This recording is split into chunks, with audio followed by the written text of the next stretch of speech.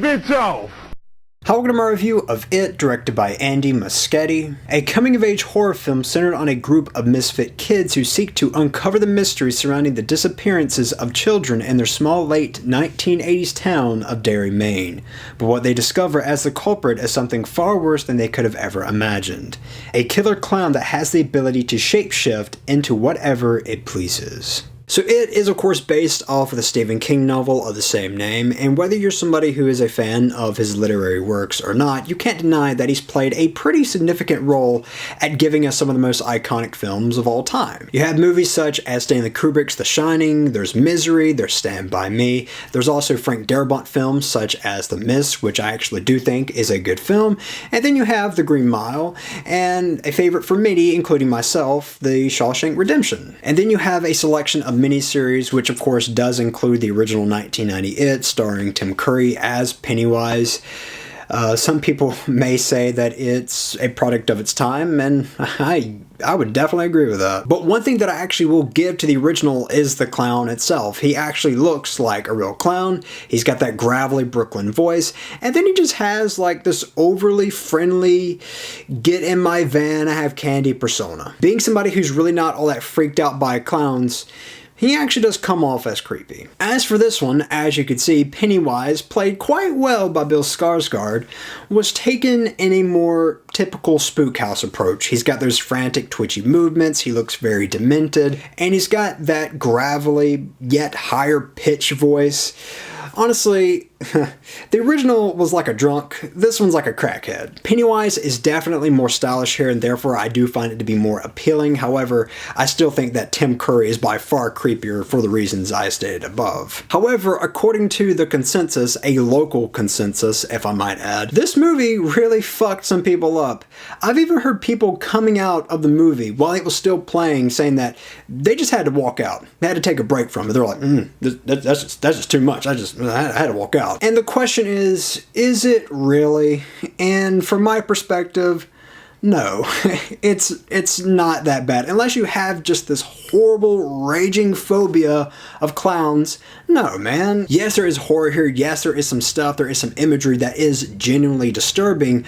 But what makes this film so great is that it's so reminiscent of an old school Steven Spielberg film, but with a twist of an R rating. Like a lot of Steven Spielberg's films, this has that great feeling of adventure, that childlike wonderment, that also has some pretty frightening stuff in it, all involving adolescence at the center of it all. I mean, even right down to the score by Benjamin Wallfisch channeling bits of John Williams, especially on the tracks that feature the use of woodwinds. And just like Spielberg, what Muschietti is able to do here so impressively is that he's able to get the kind of high caliber performances from these child actors that you would normally only get from seasoned actors, and yet still be truthful, very truthful, to how kids act and interact with one another. And a lot of their interactions have a lot of heart and a lot of humor, so much so I would actually describe this film being more humorous than horrifying. But that's not to say, again,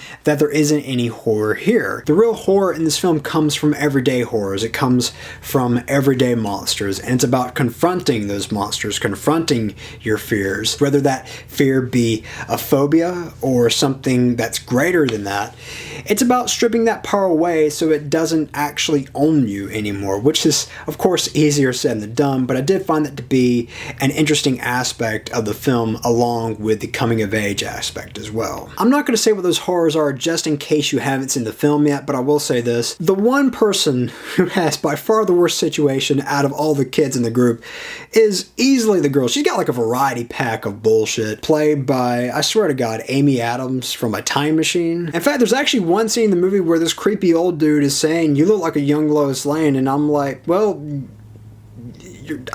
I see what you're doing, but you're not entirely wrong. But the girl who plays Beverly is Sophia Lillis, and she's outstanding, especially given the complexity of what her character has to go through in the film. All of the young cast members give outstanding performances, but if I had to give shout-outs, it would be Jack Dylan Grazer and Finn Wolfhard, who both play those obnoxious type characters. One is always talking about dicks, and the other one is just freaking out over everything because he's like a germaphobe. But instead of being annoying, they're actually really funny, and they're just charming as all hell. Which is important because this is a horror film, and if you don't give a fuck about the characters, then what's the point, you know? Not only that, but these kids are intelligent, they strategize, and they learn from their past mistakes.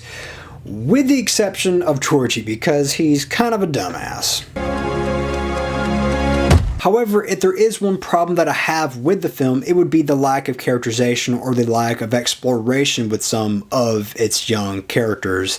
Most specifically, Chosen Jacobs, who is barely in the film for long stretches of the film without any explanation whatsoever. In the book, it takes place in the 1950s. Here, it does take place in the late 1980s. In the 1950s, segregation was a thing. In the 1980s, well, it had long been lifted. And the reasons I bring this up is because, one, I felt like out of all the kids, he had one of the more interesting fears, but instead of really kind of diving into that, they just sort of swept it to the side, I felt like. And two, there are bullies in the film, and they bully all of these kids.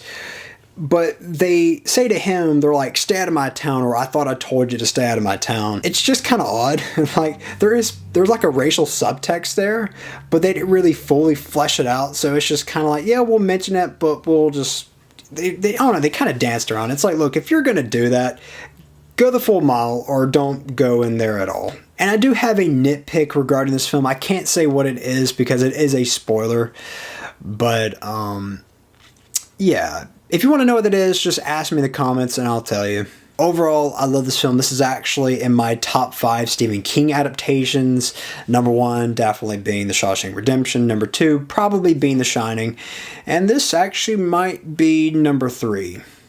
Really. Although I can't say that I was ever really scared watching this film, I was definitely concerned for the characters throughout the entirety of it. And above all, despite the mature themes that are in this film, this is the most fun film that I've seen all year. So with all that said, I'm going to give it an immensely strong 4 out of 5.